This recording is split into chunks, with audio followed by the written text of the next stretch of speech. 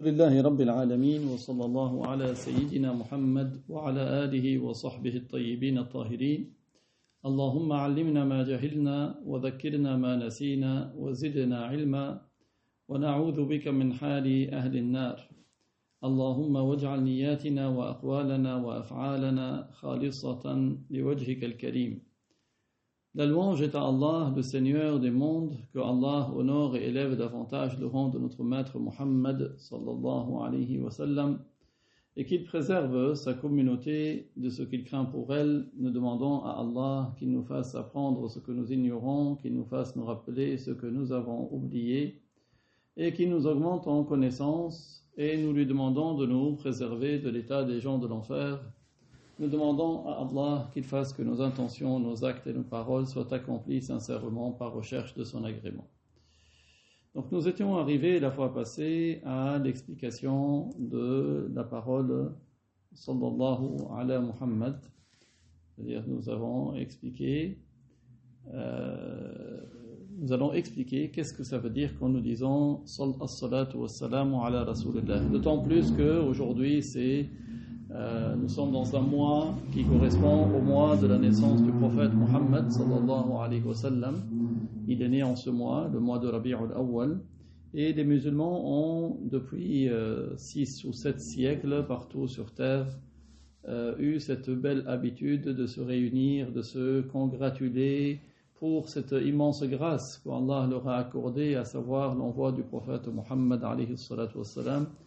Je vous félicite et je vous congratule également à mon tour pour cette naissance bénie, cette naissance honorée. Grâce à notre prophète, nous sommes en train de dire ce que nous sommes en train de dire. C'est grâce à lui que nous savons comment prier Dieu, comment jeûner, quels sont les devoirs du cœur, quels sont les péchés des yeux. C'est grâce à lui qui nous a enseigné tout cela. Et c'est une grâce. Si l'un d'entre nous il est reconnaissant pour ses parents, s'il est reconnaissant pour son enseignant, nous sommes encore plus reconnaissants pour notre prophète Muhammad, parce que ceux qui nous sont utiles dans ce bas monde, comme nos parents, comme notre enseignant, nous sommes reconnaissants pour eux, et Dieu nous a ordonné d'être reconnaissants envers ceux qui nous ont fait du bien. Que dire de celui qui nous a fait du bien pour notre au-delà? Notre prophète Muhammad est utile pour nous, pour ce bas monde et pour l'au-delà. Donc à plus forte raison, nous sommes reconnaissants envers lui, et nous sommes reconnaissants envers celui qui nous l'a envoyé, qui est notre Dieu, Allah subhanahu wa ta'ala. C'est ça le sens de cette joie que les musulmans partagent entre eux, et pour l'inculquer à leurs enfants, parce que le fait de marquer un arrêt pour se congratuler, pour réciter l'histoire de sa naissance, ce sont des causes qui vont raffermir notre amour pour notre prophète.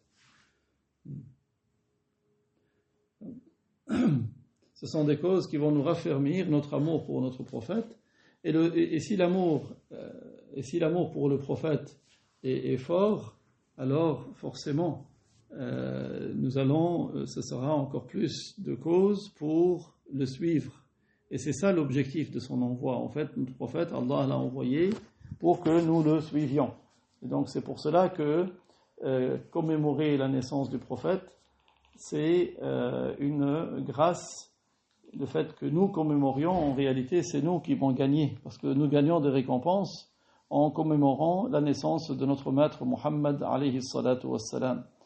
Donc que Allah nous accorde d'être de ceux qui remercient Dieu pour nous avoir envoyé notre maître Muhammad alayhi salatu wassalam, et de ceux qui accomplissent, qui vont étudier l'enseignement du prophète, et qui vont suivre le prophète dans son enseignement. C'est ça la finalité. Inch'Allah, que Allah nous accorde de réussir en cela.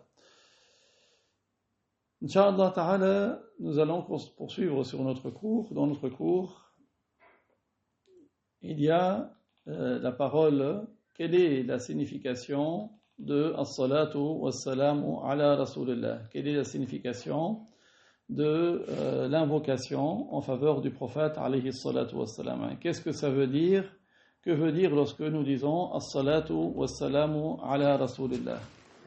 Quand nous disons as-salatu was-salamu ala rasulillah, c'est-à-dire ô Allah, augmente notre maître Muhammad sallallahu alayhi wa sallam en honneur, augmente-le en gloire, augmente-le en degrés, et apaise ses craintes quant au sort de sa communauté, fait que ce qu'il craint pour sa communauté n'ait pas lieu. C'est-à-dire le prophète, il craint pour sa communauté. Quand nous disons As-salatu was-salamu ala Rasulillah, nous invoquons Allah pour qu'il augmente le degré de notre maître Mohammed et pour qu'il protège la communauté de notre maître Mohammed de ce que notre maître Mohammed craint pour elle. Allah Ta'ala dit dans sourate Al-Ahzab: Inna Allah wa malaikatahu yusalluna ala an-nabiy ya ayyuhalladhina amanu sallu alayhi wa sallimu taslima, qui signifie certes Allah élève davantage en degré le prophète. Les anges font des invocations pour que Allah élève davantage en degré le prophète. Ô vous qui êtes croyants, faites des invocations en sa faveur et invoquez Dieu pour qu'il l'élève en degré et qu'il préserve sa communauté de ce qu'il craint pour elle. Donc, as-salat de la part de Allah en faveur du prophète, c'est une glorification, c'est une élévation en degré. Et as-salat de la part des anges, ce sont des invocations. Les anges font des invocations en faveur du prophète, tout comme nous-mêmes faisons des invocations en sa faveur. Et Allah Ta'ala dit dans sourate Al-Ahzab: Huwa alladhi yusalli alaykum wa malaikatuh. C'est-à-dire, Allah vous fait miséricorde. Et les anges invoquent Dieu pour qu'il vous pardonne. Wassalatu ala nabiyyi, pour qu'elle procure une récompense, il est indispensable de la prononcer correctement. Non seulement de la prononcer correctement, mais également avec l'intention sincère pour l'agrément de Dieu. On apprend à partir de là que celui qui dit Allahumma salli ala nabi sans shadda sur le yaz, il ne dit pas an-nabi, il dit an-nabi. Donc celui-là, il n'aura pas de récompense. C'est pour cela qu'il est très important d'apprendre par transmission la récitation correcte. La question suivante cite quelques mérites de l'invocation en faveur du prophète. Quand tu fais des invocations en faveur du prophète, qu'est-ce que tu gagnes? La réponse, il est recommandé de multiplier les invocations en faveur du prophète. Tous les jours, et surtout le vendredi. Pourquoi surtout le vendredi? Car le prophète, sallallahu alayhi wa sallam, a dit: Man salla alayya asra yawmi al-jumu'ati 80 marratan ghufirat lahu dhunubu 80 sana. Ce qui signifie, celui qui fait des invocations en ma faveur le vendredi 80 fois, il lui sera pardonné les péchés de 80 années. C'est-à-dire, s'il avait accumulé 80 années de péchés, grâce à cela, il lui sera pardonné. Il est recommandé de faire l'invocation en faveur du prophète quand on cite son prénom, sallallahu alayhi wa sallam, même lorsqu'il y a le discours du vendredi. Car dans l'invocation en faveur du prophète, on réalise nos affaires, c'est-à-dire Allah nous réalise ce que nous voulions réaliser. Également, par l'invocation en faveur du prophète, Allah nous délivre des tourments. Allah nous pardonne des péchés. Allah nous accorde l'intercession du prophète sallallahu alayhi wa sallam. Et il est rapporté dans le hadith de At-Tabarani, dans le livre Ad-Da'awat, que des gens s'étaient réunis dans une assemblée, si des gens se réunissaient dans une assemblée, puis qu'ils quittent cette assemblée sans évoquer Dieu, sans avoir fait d'invocation en faveur du prophète, ce sera un regret pour eux dans l'au-delà. Même s'ils entrent au paradis, c'est-à-dire sans que ce soit quelque chose qui entraîne un chagrin ou un dérangement. Autrement dit, le musulman, quand il va se rappeler de cette assemblée, que ce soit chez lui, dans la mosquée, et il se rappelle qu'il n'a pas dit la ilaha illallah, il n'a pas fait le tahlil, il n'a pas dit sallallahu ala Muhammad, il n'a pas fait as-salatu ala nabi, et qu'il quitte cette assemblée, il va dire « Ah, si seulement je n'avais pas raté cette occasion ». Et parmi les formules qui ont été expérimentées pour voir le messager sallallahu alayhi wa sallam dans le rêve, Allahumma salli ala Muhammadin nabiyyi wa azwajihi ummahatil mu'minin wa dhurriyyatihi wa ahli baytihi kama sallayta fi ala ali Ibrahim innaka hamidun majid. Et on le dit 100 fois par jour. La question suivante, quelle est la meilleure chose que le musulman prend comme provision pour son au-delà? Allah Ta'ala dit dans Surat Al-Baqarah وَتَزَوَّدُوا فَإِنَّ خَيْرَ الزَّادِ التَّقْوَى, qui signifie prenez des provisions. La meilleure des provisions, c'est la piété. La voie pour la piété, c'est la science. Celui qui est intelligent, c'est celui qui profite de son bas monde pour son au-delà. Allah Azza wa Jal dit dans Surat Al-Qasas وَلَا تَنْسَ نَصِيبَكَ مِنَ الدُّنْيَا, c'est-à-dire n'oublie pas ta part de provision que tu prends dans le bas monde pour emmener dans ton au-delà. Et le messager de Allah sallallahu alayhi wa sallam a dit Al-Kayyisu man dana nafsah wa amila lima ba'da al-maut, rapporté par Al-Bukhari, ce qui signifie l'intelligent, c'est celui qui demande des comptes à son âme et qui œuvre pour ce qui vient après la mort. L'intelligent, le perspicace, c'est celui qui demande des comptes à son âme, qui œuvre pour ce qui vient après la mort. Il fait rendre des comptes à son âme dans ce bas monde, avant d'avoir à en rendre compte dans l'au-delà. Et Allah Ta'ala dit dans Surat Al-Hashr, Ya ayyuhalladhina amanu attaqullah, ô vous qui êtes croyants, faites preuve de piété à l'égard de Dieu. Ça veut dire accomplissez les devoirs, évitez les interdits. Et parmi les devoirs, il y a l'apprentissage de la science de la religion.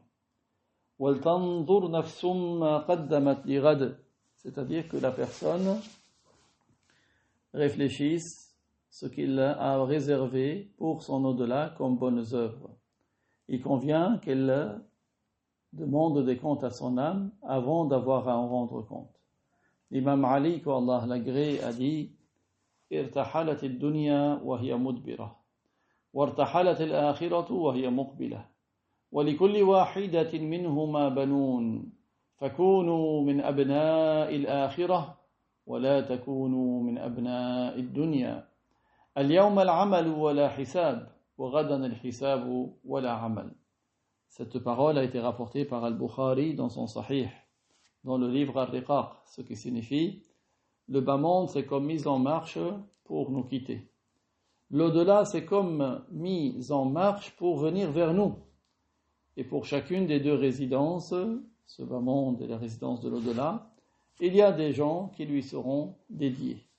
Alors soyez de ceux qui sont dédiés pour l'au-delà et ne soyez pas de ceux qui se consacrent au bas monde.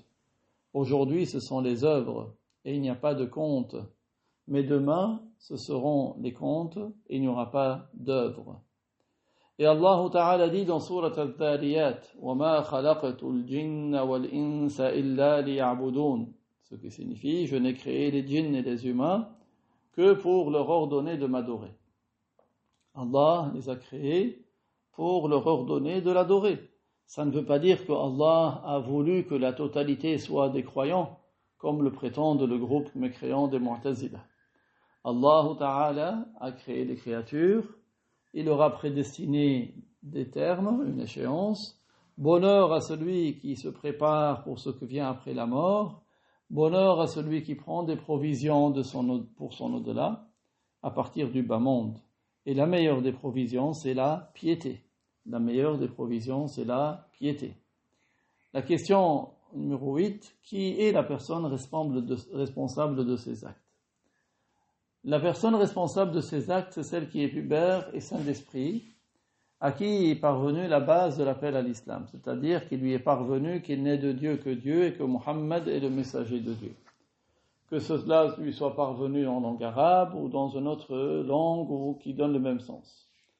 Quels sont les signes de la puberté pour qu'on dise que cette personne est responsable? Le signe de la puberté pour l'homme, c'est la sortie du mani, ou bien s'il n'en a pas vu jusqu'à 15 ans lunaires, ce sera lorsqu'il atteindra 15 ans lunaires. Al-Mani, il a des signes et pour la fille, les signes de la puberté, c'est l'émission du mani, ou bien le sang des menstrues, ou si elle ne voit ni l'un ni l'autre quand elle atteindra 15 années lunaires. Le mani a des signes, sa sortie qui s'accompagne d'un plaisir, et qu'un simple plaisir qui est suivi par une baisse de désir, sa sortie avec effusion, c'est le fait de sortir fortement, mais petit à petit, et il a l'odeur de la pâte à levain quand il est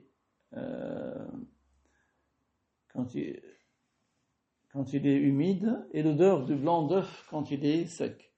Et ces signes sont communs aux hommes et aux femmes. Le mani, c'est un liquide blanchâtre qui ne comporte pas d'âme. Le fait que certains disent que le mani comporte une âme et que c'est un être vivant, cela est infondé. Preuve en est la parole de Allah. Kayfa takfuruna billahi wa kuntum amwata. Comment mécroyez-vous en Dieu alors que vous n'étiez pas vivant auparavant? C'est-à-dire vous étiez du sperme qui ne comporte pas d'âme. Fa'ahyakum, c'est-à-dire il vous a donné la vie, sous-entendu dans les utérus. Thumma yumitukum, puis il vous a fait mourir. Donc ça veut dire que quand votre terme sera arrivé, Allah vous fera mourir. Thumma yuhyikum, puis il vous ressuscitera, c'est-à-dire pour le jour du jugement.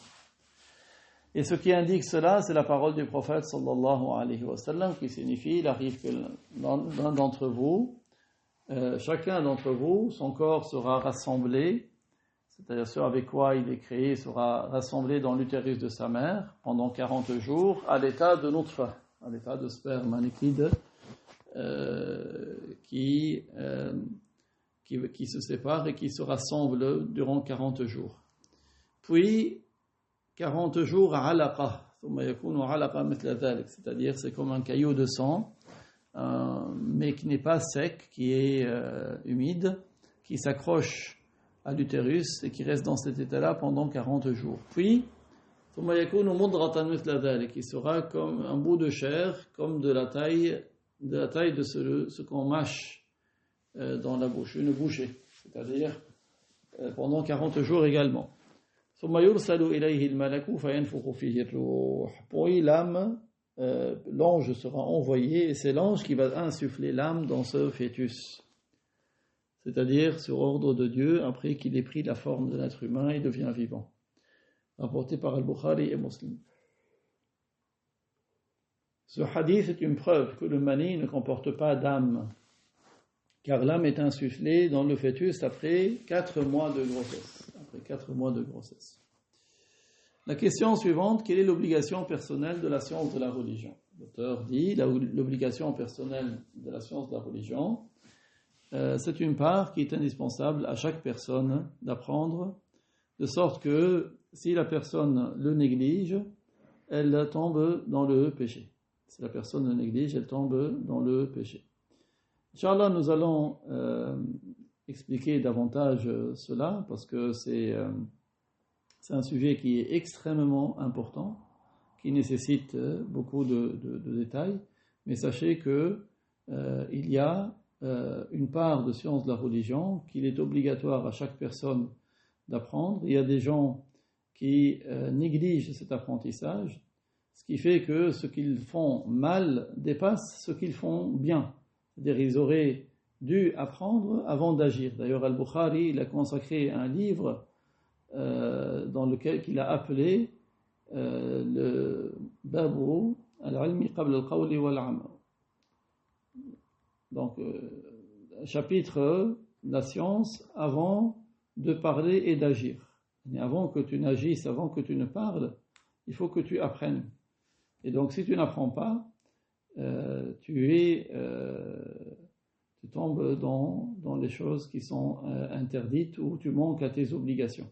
Pour cela, il est très important d'apprendre avant de parler.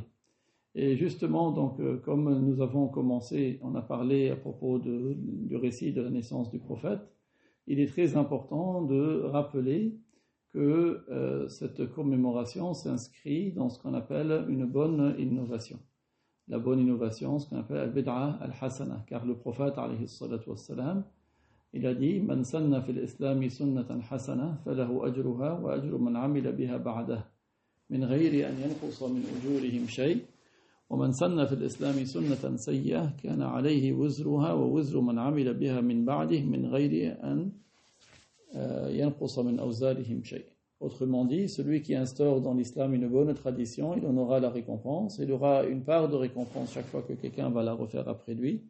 Et celui qui instaure dans l'islam une mauvaise tradition, il en sera chargé, il aura une charge chaque fois que quelqu'un va la refaire après lui. Mais malheureusement, il y a des gens qui n'ont pas compris qu'il y a de bonnes innovations.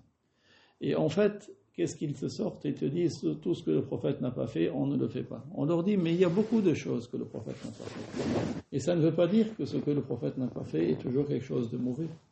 N'est-ce pas que certains d'entre eux, ils écrivent dans leur livre, même eux, ceux qui se prétendent de salafites, quand ils écrivent le nom du prophète, après ils écrivent SA, ou bien S-A-W-S.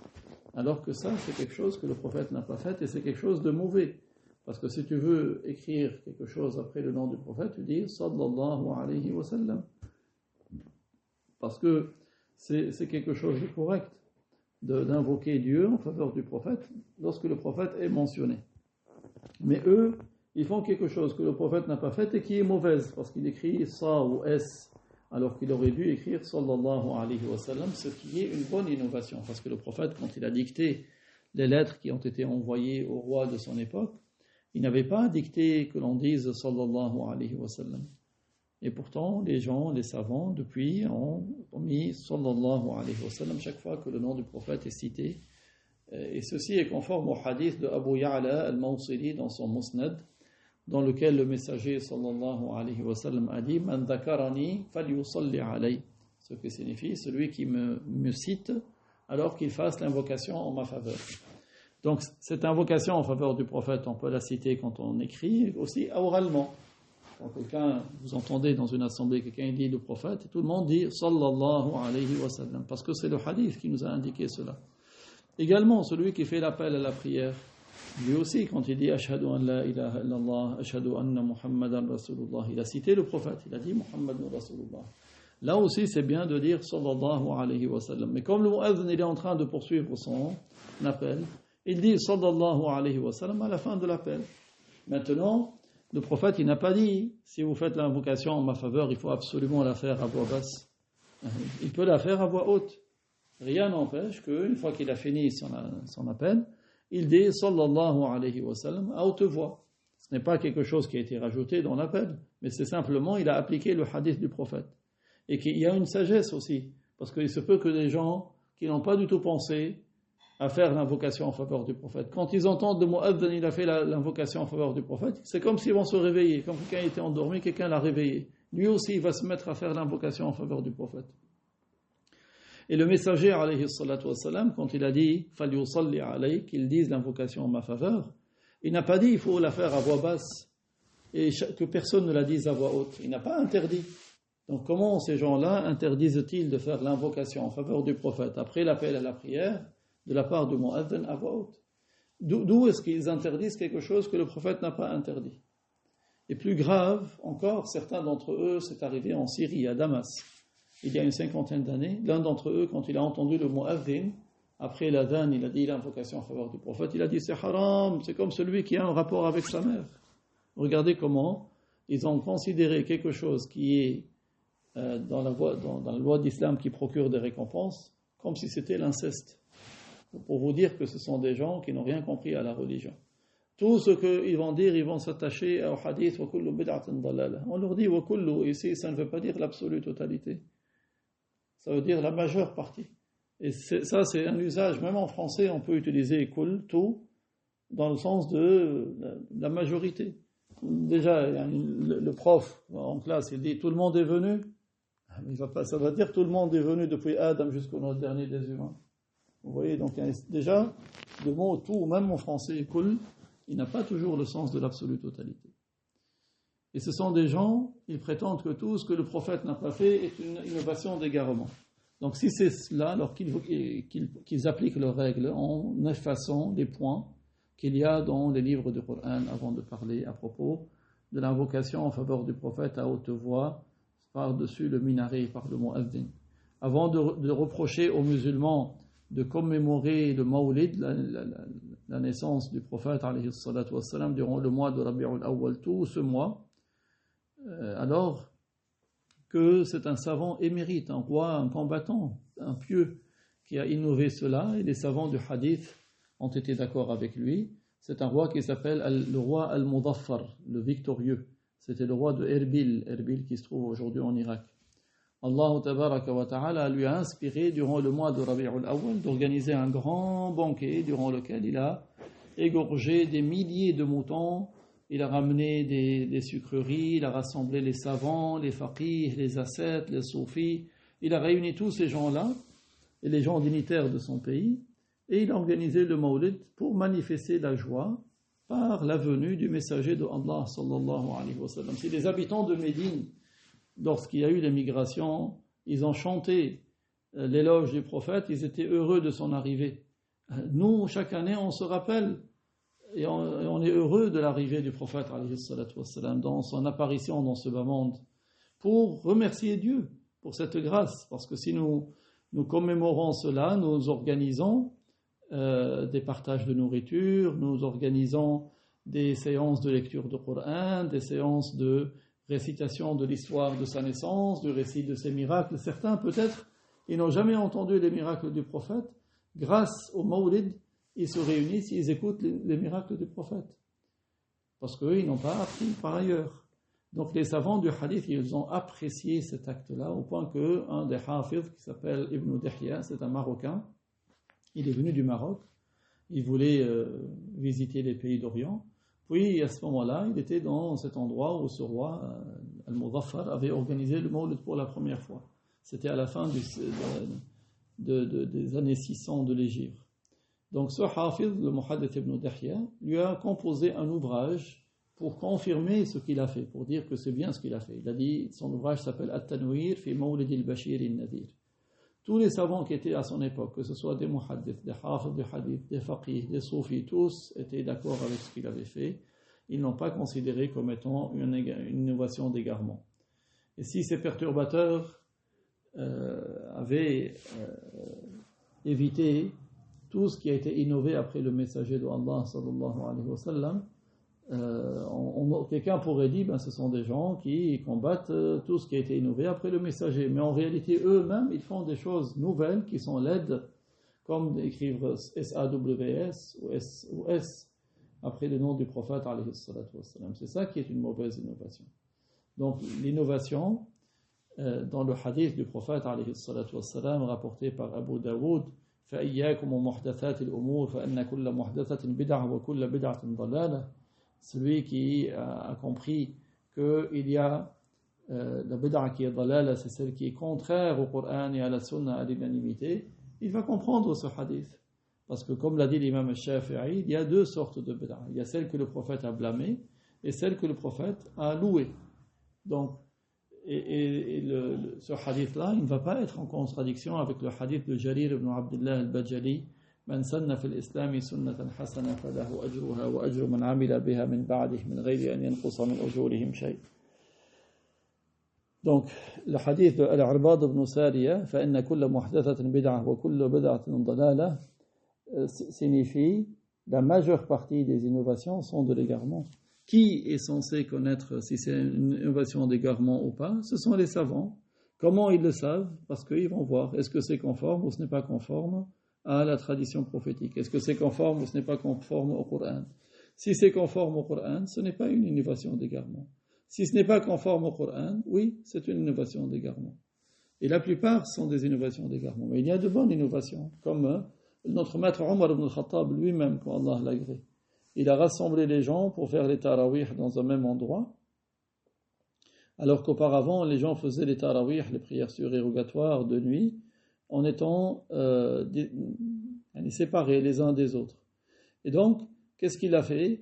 Il a rassemblé les gens et il a fixé un imam, comme nous le voyons aujourd'hui.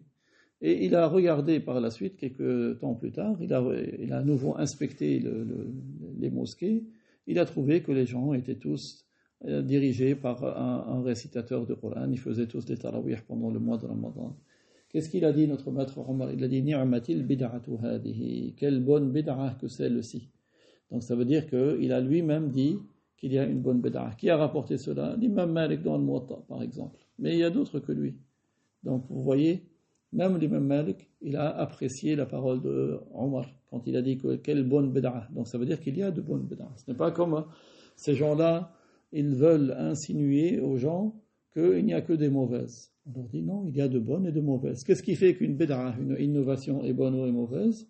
Est-ce qu'elle est conforme au Coran et au Hadith ou pas? Si elle est conforme, elle est bonne. Si elle n'est pas conforme, elle est mauvaise, tout simplement. Et pour finir, nous prenons le récit de la naissance du prophète, alayhi salatu wassalam. Il y a beaucoup de baraka dans ce récit, et c'est quelque chose qui est... Les savants, ils ont dit, la maison dans laquelle on récite le Mawlid, l'histoire de la naissance du prophète, il y a une grande baraka dans cette maison. Donc, dans cette intention, nous disons, louange à Allah qui nous a fait grâce de Muhammad, le maître des humains, qui est la gloire de la tribu de Rabi'a et de Mudar, et de la tribu de Mudar. Celui pour qui la lune s'est fendue en deux, et que Allah apaise ses craintes de ce qu'il craint pour elle.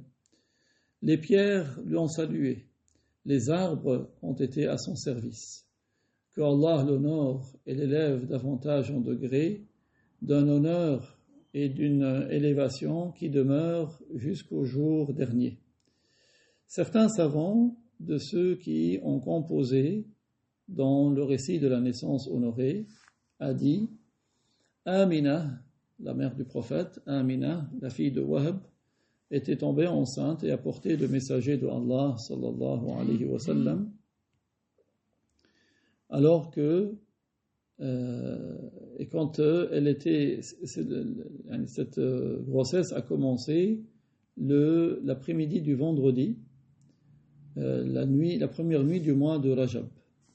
Lorsque Amina a porté le messager de Allah sallallahu alayhi wa sallam, elle voyait les oiseaux qui se posaient tout autour d'elle par honneur pour celui qui était dans son utérus. Et quand elle allait chercher de l'eau à partir d'un puits, l'eau montait jusqu'à elle par égard pour le messager de Allah sallallahu alayhi wa sallam.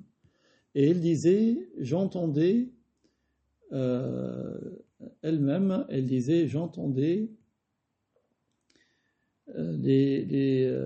paroles de tasbih des anges autour de moi. Et j'ai vu dans le rêve un grand arbre et dessus qui était parsemé d'étoiles lumineuses, cet arbre.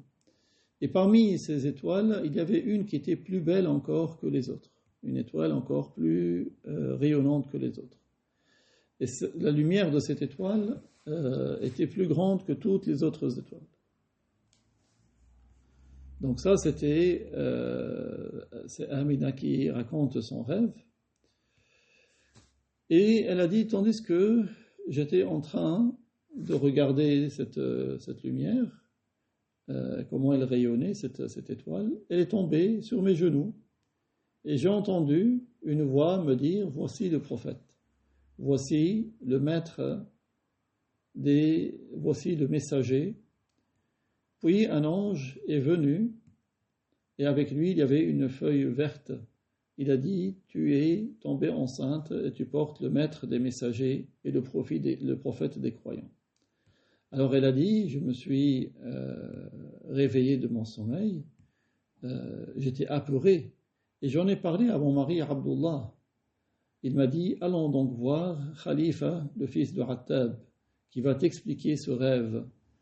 Elle a dit, je suis partie le voir et je lui ai raconté mon rêve.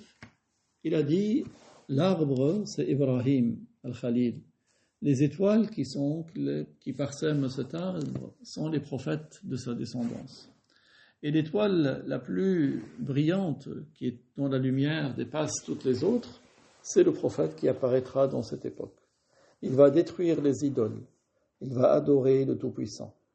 Et le fait que cette étoile tombe sur tes genoux, ça veut dire que tu vas accoucher, tu vas lui donner naissance. Et il aura un haut degré. Et sa voix va se diffuser en Orient et en Occident. Sallallahu alayhi wa sallam. Quand le mois de Rabi'ul Awwal est arrivé, le 12e nuit, c'était la nuit du lundi, une nuit blanche, c'est-à-dire dans laquelle il n'y a pas d'obscurité. Amina a dit, j'ai senti que celui qui était en mon utérus voulait descendre. Alors j'ai eu des larmes, parce que je me suis retrouvé seul. Et j'ai regardé en direction d'un coin de la maison, et 4 femmes grandes de taille, comme si elles étaient des lunes, elles étaient enveloppées de pagnes blancs, sont apparues. Leur parfum était impressionnant. Je leur ai dit, qui êtes-vous? Vous que Allah m'a envoyé alors que je suis seul, et qui m'a délivré par vous mon tourment. La première a dit, je suis Maryam, la fille de Imran. Celle qui est à gauche, c'est Sarah, l'épouse d'Ibrahim. Celle qui t'appelle par derrière, c'est Hajar, la mère de Ismaïl al-Dhabih. Et celle qui est devant toi, c'est Asiyah, la fille de Muzahim. Amina a dit, j'ai été heureuse de les voir. J'ai été extrêmement heureuse. Alors chacune d'entre elles est venue pour m'annoncer la bonne nouvelle. Et les 4, celle qui était la plus grande d'entre elles, par le respect qu'elle inspirait, et celle qui était le plus de joie et de fait d'avoir porté le messager de Allah sallallahu alayhi wa sallam.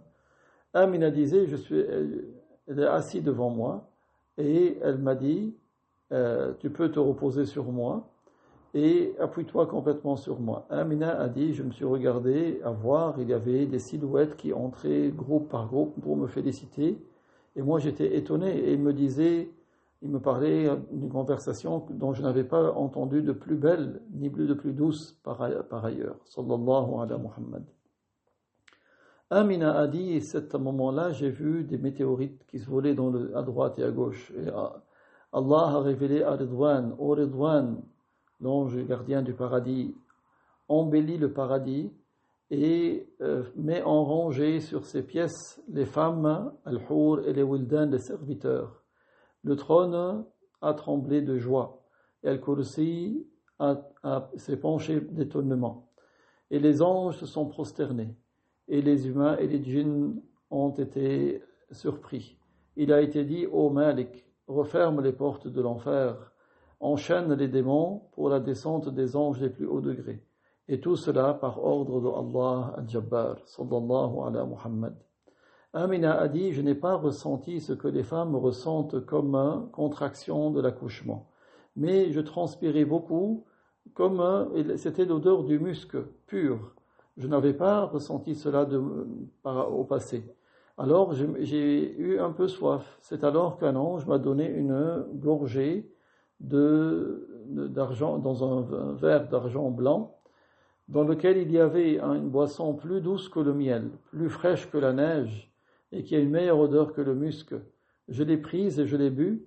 C'est alors que ça a fait qu'une lumière intense rayonne de moi. J'étais étonné. Je me suis mis à regarder à droite, à gauche, et j'étais en proie aux contractions. Alors que j'étais ainsi, un immense volatile blanc est entré, et il a passé ses ailes sur mon ventre, et il a dit, descends, ô messager de Dieu, descends, ô toi le bien agréé de Dieu. Amina a dit, Allah, celui qui sait toutes choses cachées et apparentes, m'a aidé pour faciliter la descente et j'ai pu accoucher du bien-aimé Muhammad sallallahu alayhi wa sallam. Le messager de Allah sallallahu alayhi wa sallam est sorti du ventre de sa mère en s'appuyant sur ses mains. Il avait du khul dans les yeux. Son corps était badigeonné d'huile. Il était réjoui. Il était déjà circoncis. Il était béni pour la communauté. Jibril l'a alors pris. Donc c'est lui le grand oiseau, le voilà-t-il. Et les anges l'ont pris. Mikaïl l'a enveloppé dans un drap blanc du paradis. Il a donné à Ridwan qui lui donnait à manger, tout comme un oiseau donne à manger à son petit. Amina disait, je le voyais comme s'il disait, encore rajoute-moi. Et Ridwan lui a dit, cela te suffit au bien agréé de Dieu. Il n'est pas resté à un prophète, une science, une indulgence sans que tu l'aies eu. Alors attache-toi au lien de droiture. Celui qui dit ce que tu dis et qui suit ta loi, il sera demain dans ton groupe rassemblé. Bonheur à des bras qui l'ont serré. Bonheur à des seins qui l'ont allaité. Bonheur aux maisons qu'il va habiter. Que Allah honore et élève davantage notre maître Muhammad sallallahu alayhi wa sallam, qui nous accorde de le voir sous sa véritable apparence, qui nous annonce la bonne nouvelle du paradis et qui nous accorde d'œuvrer sur sa voie et d'être de ceux qui ordonnent le bien, qui interdisent le mal et qui défendent cette religion, cette croyance. Et Allah Ta'ala sait plus que tout autre. Wa kullu 'am wa antum bi khair wa barakallahu fikum. Wassalamu alaykum wa rahmatullahi ta'ala wa barakatuh.